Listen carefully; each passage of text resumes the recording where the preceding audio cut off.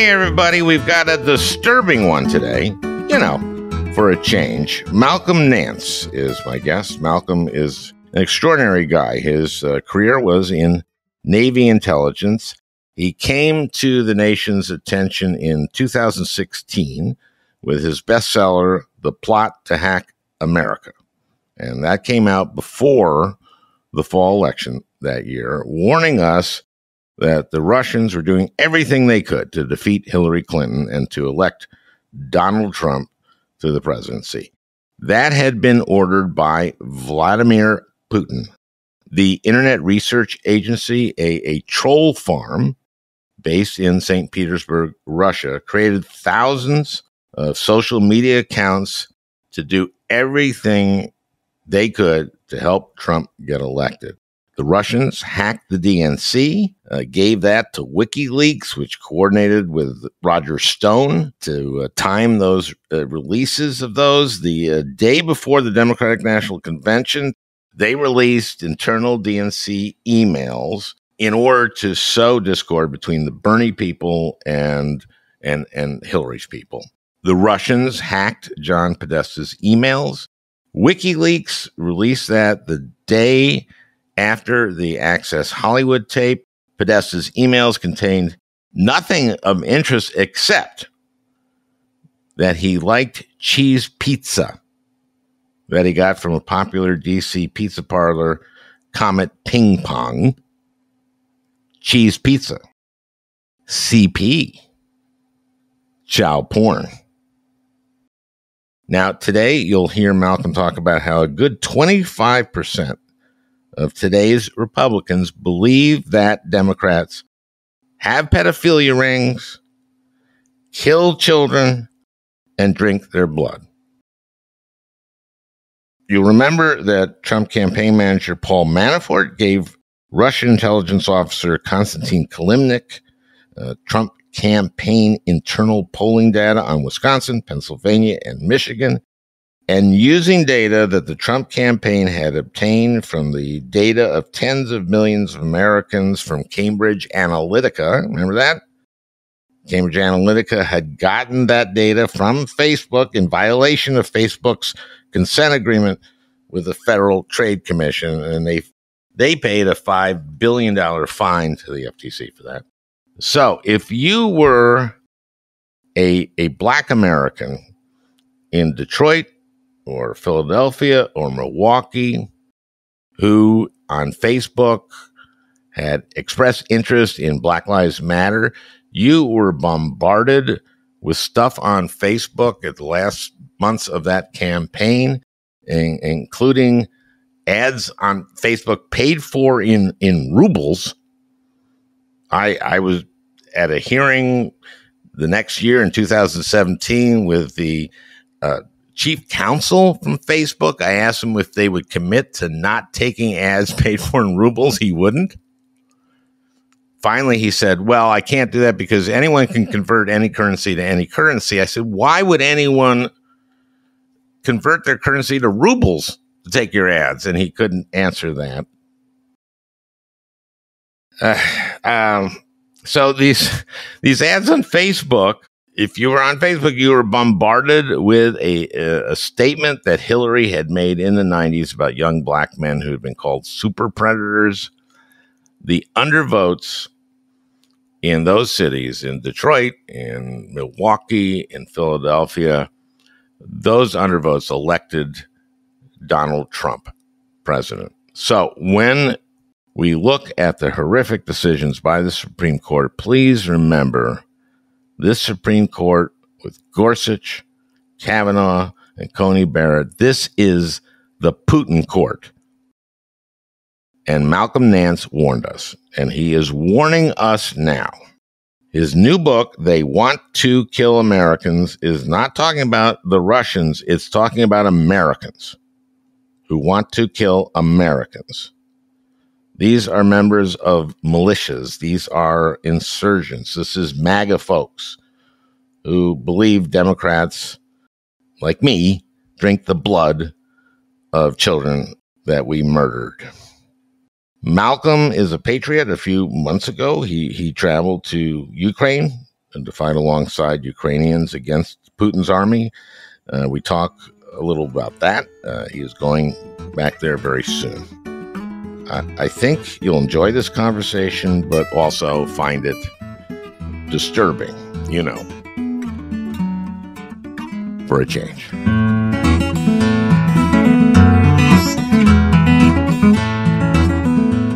Were you just in Ukraine or what?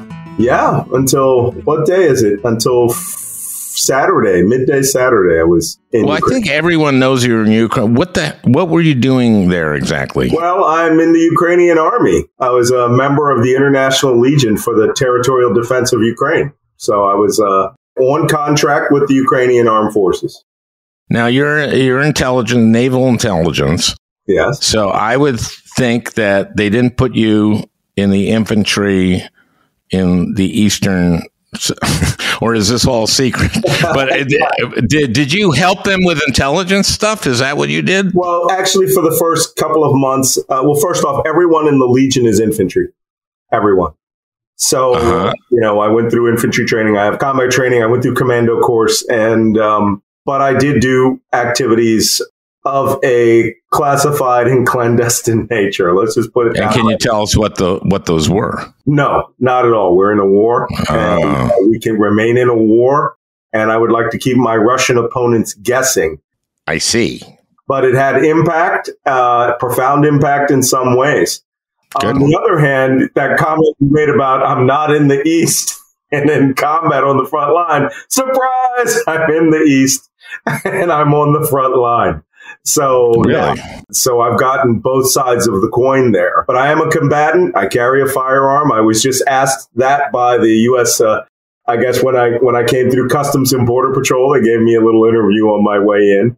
It's pretty well known. I'm a very high profile person. And most importantly, the day after I made my announcement on April 19th, which Ukrainians wanted to get out there, they wanted to launch and have the International Legion recognized. And I was the most, they didn't want one of my former colleagues. You're the biggest target for the Russians. Yeah, well, they said that too. But the next day, I was on the show, the roundtable show that is hosted by a woman named Olga Skabeva. And she is commonly known as Putin's mouth. Everything that comes out of her mouth comes directly from Vladimir Putin. She and him, she's like the Tucker Carlson of Russia. Most popular show. And you know who else is the Tucker Carlson of Russia? Tucker Carlson.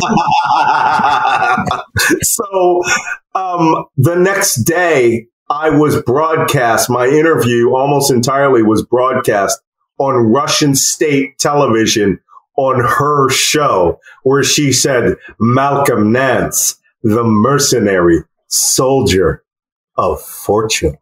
She represents literally the words from Putin's mouth. And that day after, my name was put into the Kremlin, Vladimir Putin's briefing.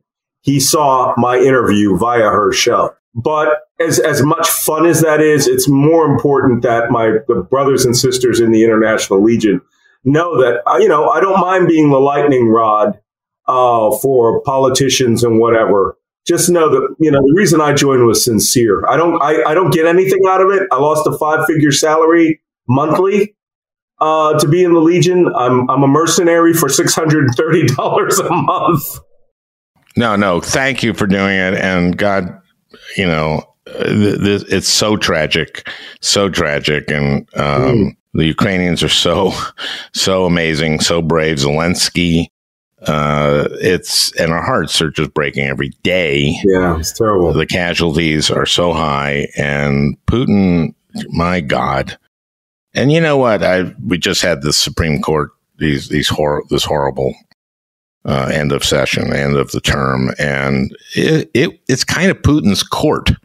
I mean, you wrote about this. You were the first one to write about this, about what the Russians are doing in the election. I contend, and I want to know your opinion of this. The Russians, what they did was end up sending that election to Trump. Right. Am I right? I mean, everyone goes like, well, you can't tell what the effect was. You can't say if it changed any votes, and like bullshit. Yeah, there was an effect, and it was measurable. And the only thing I did was very, very early on, before most of the news media could get it. And I'm quite surprised. I've learned over the last 7 years working with MSNBC, I'm really surprised at the lack of depth of analyses that actual journalists do. They are very dependent on get two sources, make sure it can be corroborated, make sure you dot your I's. But when it comes to actually seeing what's before their eyes, and this is where the Russians were brilliant. I wrote about this in my book, Plot to Destroy Democracy. They understand that the carrot has to be at the end of a stick. And it needs to be so big a carrot, and it needs to be dangled in such a way that the Western media could understand and will go after it. And they learned that from 70 years of Soviet study of the American media. They really had, their PhDs and scientists were really studying us, understanding where the fault lines of America were. So when the Soviet Union collapsed, those records didn't go anywhere. Putin was a KGB officer. He knew all about these fault lines in America. So they just decided to give us the biggest dangle. But what they also did was they co-opted the evangelicals. They co-opted the National Rifle Association to the point where the first question Trump was asked in a press conference was by an FSB spy, Maria Butina, about, are you going to have great relations with Russia, or are they just going to be awesome? She asked the first question? Oh, yeah, wow. In July, I did not remember that. I want to say July of 2015. She asked at a convention in Las Vegas, and she was part of this setup to co-opt the entire American conservative movement, because for 10 years, Putin had been doing that to conservative movements all around Europe. Well, let me say one thing about him co-opting the evangelicals. Trump did a good job of that himself by saying, I'm going to let the Federalist Society and the Heritage Foundation approve. They're going to tell me who goes on the Supreme Court. And that's why I call this Supreme Court the Putin Supreme Court. Yeah. Well, interesting fact. Putin for a decade or more was holding these defense of Christianity conferences in Moscow. And he courted only the most extremist right-wingers to these conferences, to the point where the mainstream started coming, and he became friends with Franklin Graham, if I'm not mistaken. What I meant by that was it was Trump's decision, and a brilliant one, for as stupid as the man is, a brilliant one to say, okay, I'm going to have the Federal Society pick my Supreme Court justices, because that's signaled to the evangelicals. But what I'm saying is the Russians, by using the Cambridge Analytica data to target blacks on Facebook who had expressed interest in Black Lives Matter, and reminding them that Hillary had used the term super predators, that they were suppressing black votes in cities like Detroit and Philadelphia and Milwaukee. Let's move on to, because that was you being ahead of everybody in that case, and brilliant. So this book, They Want to Kill Americans. Mm-hmm. Now, at first, before I opened it, I thought, the Chinese, the Russians. No, it was Americans, and it is these right-wing kooks, right? Absolutely. And, when I came up with that title, I was having a conversation with a friend, and I said, if I were to actually name this book, because we were thinking like the Trump insurgency. And I said, if I were actually to name the book that I want to name it, I'd call it They Want to Kill Americans. And he was like, why not? And I said, okay, let's do it. I want to just call it straight to your face. I want the reader to look at that and go, whoa, who wants to kill Americans? And when you look at the cover, it's the noose that was being set up in that quote unquote piece of art for the vice president, for Mike Pence. And these people are sincere. Yeah. And as I read the book, I'm going, not only are they sincere, but there's a whole shitload of them. I just never realized, how many people fell for the QAnon shit. Oh, my God. I mean, when I first heard this, okay, Democrats are involved in pedophilia rings and killing kids and drinking their blood. And I went, okay, well, that's not a problem. No one is going to believe that. I mean, right now, the number of people that believe that is somewhere on the lines of 20 to 40 million Americans. That's the people who are now the base of the Republican Party. And by chapter 8 in that book, where I talk about, you can actually see the path of co-option, how QAnon took over the Republican Party. And here's the worst part. I finished that manuscript a year ago.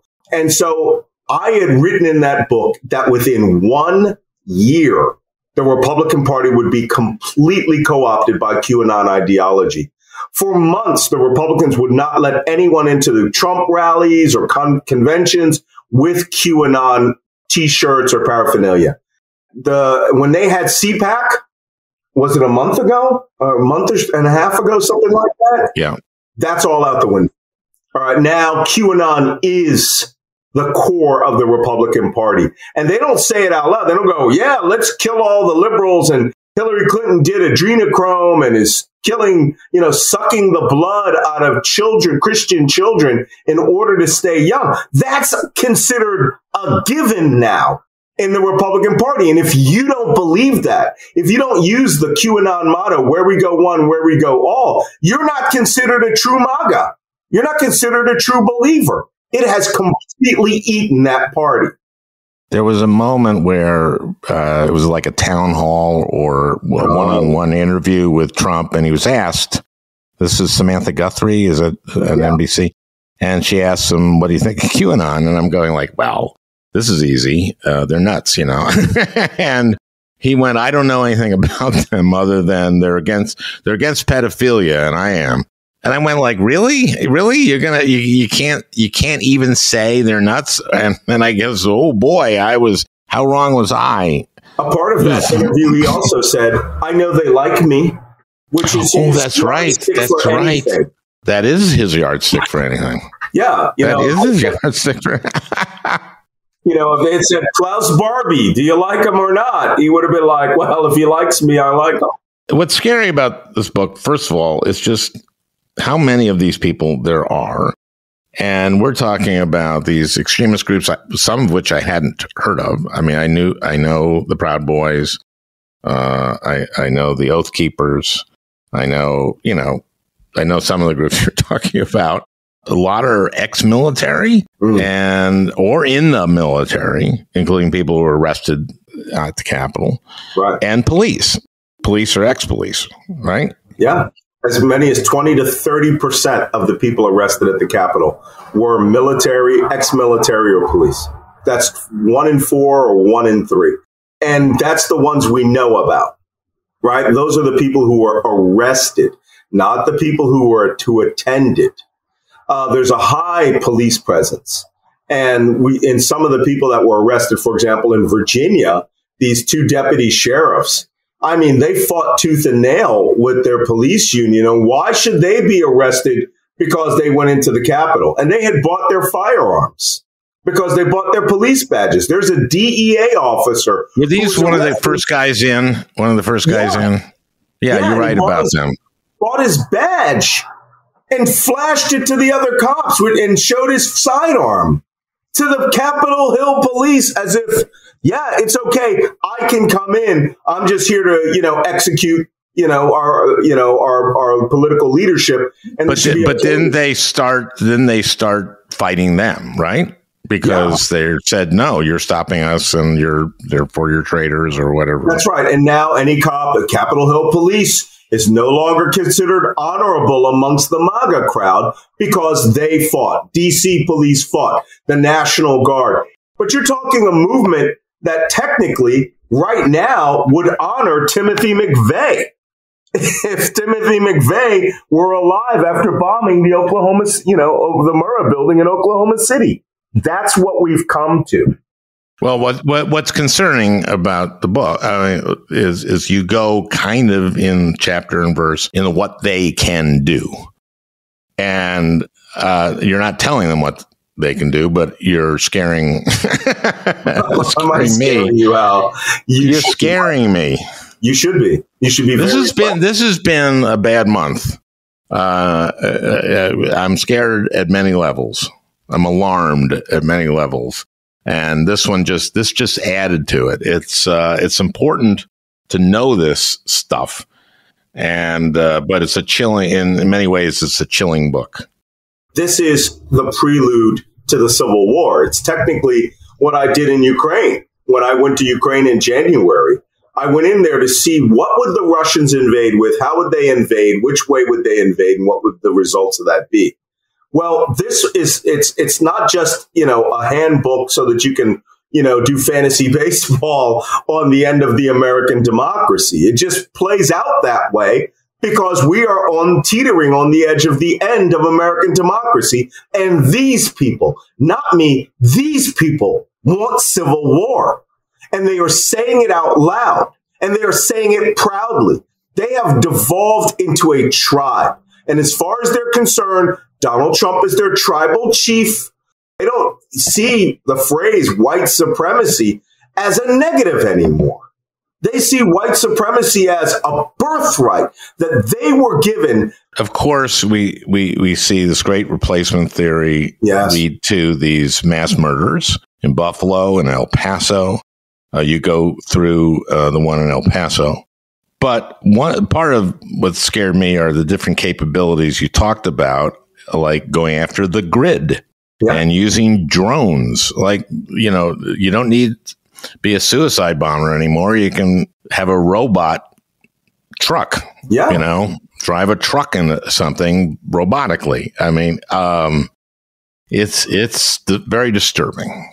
Well, in my business, the intelligence business, intelligence is no good if I come, it's like the telegram that comes to Admiral Kimmel, right? 10 minutes after, the USS Arizona, blows up and rolls over in Pearl Harbor. And it says, be on the lookout for Japanese activity around Pearl Harbor, right? This book is no good after the next phase of the insurrection, or as I call it, the Trump insurgency in the United States, using the acronym Titus, Trump insurgency in the U.S. Yeah. And these people are very serious about this.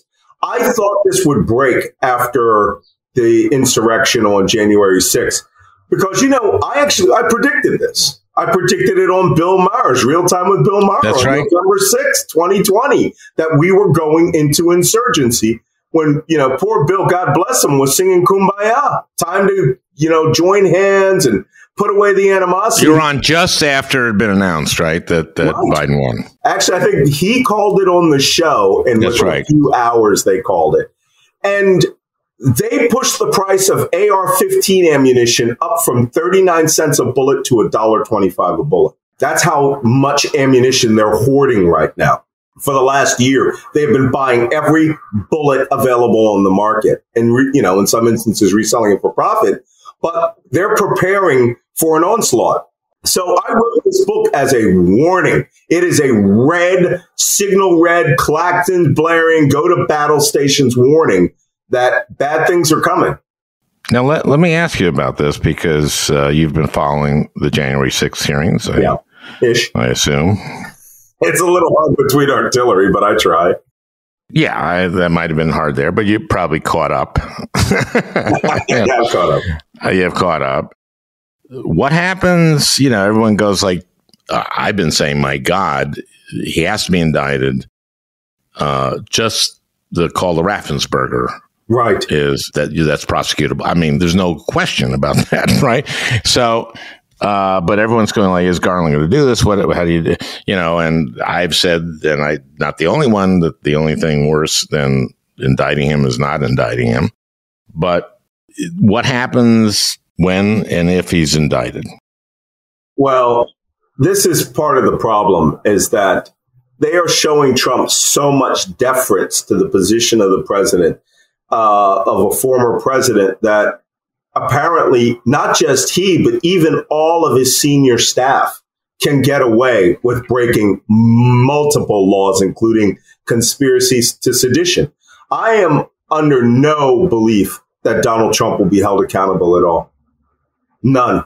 There are too many proceduralists at the Justice Department. There are people who are literally afraid of power now because they are good and kind people who believe in what America is about. But the Republicans believe in raw power. And I think that the next time that they get hold of raw power, they will dismantle American democracy. They no question. Totalitarianism now. And, they're part of Putin's axis of autocracies, turn America into an autocratic state. And now they are motivated not out of fear of the people in the Trump insurgency. They always were those people. And now with the guns behind them, they feel they have their backs covered. The sheriffs support them. The mayors support them. The governors support them. This insurgency could come down to 10 or 15 rebellions, like before the Civil War, where they, maybe they don't declare secession, but they will declare they will no longer abide by the laws of the federalist system established by the founders. And you could have state legislators, governors, and National Guards back them and start seizing armories. Does this sound vaguely familiar? I'm thinking Charleston, 1861. Yeah. Or just there are a number of scenarios how this might work out, right? Yeah. And some of it is just more guerrilla kind of stuff. Well, that's a component of it where, I equated the Republican Party today was transforming into Sinn Féin, the political wing of the Irish Republican Army, where they would go into Parliament. They would get members elected as members of Parliament and state the case while facilitating funding and coordinating with the Provisional Irish Republican Army terrorist group. And I'm going to get some controversy on this. There are a lot of people out there in the Irish hinterlands who believe none of that's true, right? Despite the fact that whole volumes of books have been written by the participants. So the same thing's happening here. There are possibly hundreds of McVeighs organizing and now communicating with each other freely. The militia movement and the right-wing extremist movement of the 1980s, which was their biggest payday, of the Order, which was named after a fictional terrorist group of the book in the Turner Diaries that blew up the FBI building. The same plot that Timothy McVeigh took from that book to blow up the Murrah building. These people are now coordinating, communicating, exchanging money, and money is coming from the skies to them. Let me ask you this. Would it be a bad idea for me to acknowledge to them that I'm Jewish? Well, yes, because and you know what? I'm sure they would have figured it out at some point. Yeah. The whole comedian thing. They have good Judar. Jadar is how they say it in Israel. We have gone back now to the 1920s in terms of the level of anti-Semitism that I'm seeing in their literature. The whole Protocols of the Elders of Zion, a copy was being read by a Capitol Hill policeman in the weeks after the insurrection. He's sitting on watch at the X-ray machine, reading the Protocols of the Elders of Zion, and it wasn't for a terrorism course or a Judaism course. It was being read out of pleasure, which, of course, is the fake Russian document that says Jews are running the world global economy and set forth the Holocaust. So, people here are view, in the right-wing extremist world, especially in the far right, that Jews are the cause of blacks being uppity. Jews are funding secret cabals. Jews are running the child blood drinking groups that are kidnapping every child in America and in the world and human trafficking them in deep underground military bunkers connected by high-speed trains. I just wanted to point out to the listeners that none of that is true. No. And I had to write that. If you read the chapter on QAnon, the first 3 paragraphs end with, "No, I'm not kidding." Yes, you're not kidding. I'm just saying that what you were saying is that what they think isn't true. These people have come to embody this in their hearts. And, now I really see it. I really see the rise of how, the average German became a Hitler-adoring Nazi. And he did it without the internet. And boy, oh boy, is that a driver of this, isn't it? I mean, it absolutely is. This is their vehicle. You go on patriots.win. And that's the website that took over from DonaldTrump.com. And it's just a big honking bowl of crazy over there, right? The government's going to collapse and Donald Trump will ascend to heaven and then become president again tomorrow at 3:55. And if it doesn't, the Jews stopped it. We have gone to the point where people look at the average person, I'm going to be honest with you. This is an almost purely white middle class, upper middle class phenomenon. It's not poor whites. It's white. I think I just learned from Jason Johnson, there was a study that the average Donald Trump funder was a businessman, of upper middle class, the person with the boat and the spare beach house. And they believe all of this. They're the ones buying guns and ammunition. And we're in trouble. So you've been watching you've been catching up on the hearings. Yeah, I have. And you think they'll never be prosecuted? No, I don't believe it at all. The Oath Keepers, of course, have been indicted for seditious conspiracy. So have the Proud Boys. There seems to be a connection between them and certainly Roger Stone. And to what extent do you believe that we're going to will link to Trump directly? All the evidence they've already laid out is going to show that is indicating there's a pathway directly to Trump. The question is, are there documents, documentary evidence? Because on a guy like Trump, any other person who had any dignity and decency would have already resigned and confessed to everything and would have gone into silence like Nixon. These people understand the power of lying to 30% of America. And that 30% is armed, and they don't care whether he's a pathological liar or not. They want what he's going to give them, which is a voice for their anger that blacks and Jews and women and Latinos and people who have a liberal bent should hang from ropes. And they say that, Al. They say that. I don't say that. I documented where these people were planning an old strategy that was in the book, The Turner Diaries, of a day called the Day of the Noose. And that's the day that whites who collaborate with blacks and Jews and Latinos would be hung up from street posts on a day of rebellion. Now, granted, let's say that that's 1%, but it's 1% who have an equal megaphone the size of the New York Times when you apply the internet. And these people are motivated to go out and mass murder people in supermarkets. So if you don't think it can happen, it's already happening.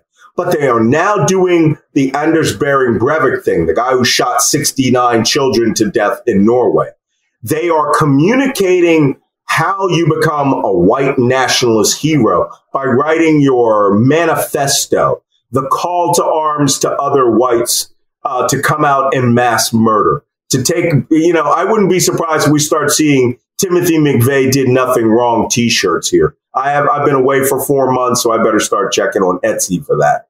But we are at the point where the fabric of America, the needlework that held this country together, that sewed the blue field, the white stars, the red stripes, is coming apart because there are people with garden shears and chainsaws thinking only the white parts of that flag apply anymore. I was yesterday, I was on the subway and a guy comes in the car and there's people that try to sing on the subway. Yeah. Or that say, I'm homeless and I need money. This guy came with a black plastic garbage bag.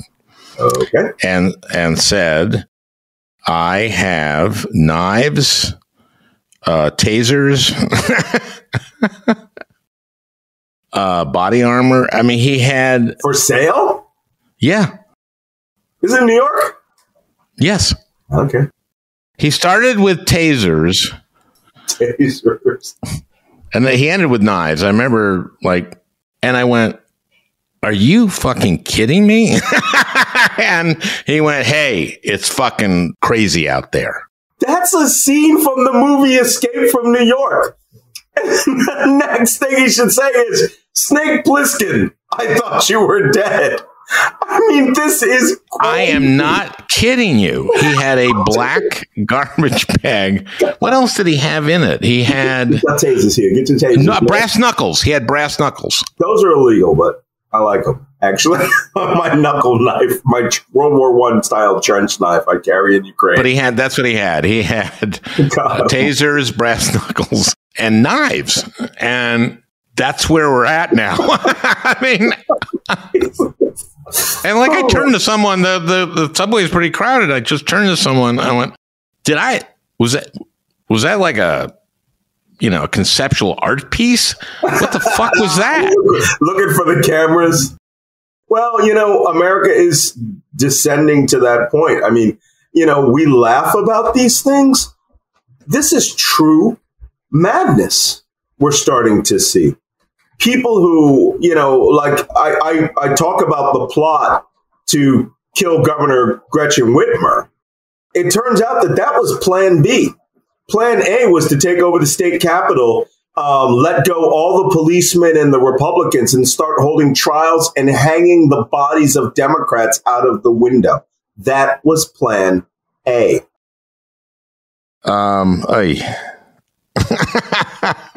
That's all I can say. Yeah. So the book is out now. Well, here's why you need to buy the book. All right. Mm-hmm. Republicans buy book for their talismanic effect, right? They don't read them. They put them on the shelves and it's like, Sean Hannity will protect me. This book is raw. Not raw. It's evaluated intelligence. The way that I would have to have evaluated this if it was ISIS or Al Qaeda coming to get you pre 9/11. And this is the one time you should not avoid a book. Your listeners really must understand how bad it can get and what they can do. And of course, the biggest one is they got to vote, right? Democracy may end this November. End. We have to vote. Malcolm, thank you. It's always wonderful to have you on. And thank you for doing what you did, going to Ukraine and helping with that effort, and to any of your colleagues over there. And well, thank you. And all of those efforts over there, if we fail over there, we will fail here. But if we fail here this November, it will fail there. And totalitarianism will rise in the place of democracy. Your listeners have the power to resolve it. I'm just defending with a gun the Ukrainian people. But you can have to defend America here. Well, I hope you enjoyed listening. That beautiful music is by Leo Kottke, the great Leo Kottke. I want to thank Peter Ogburn for producing this podcast.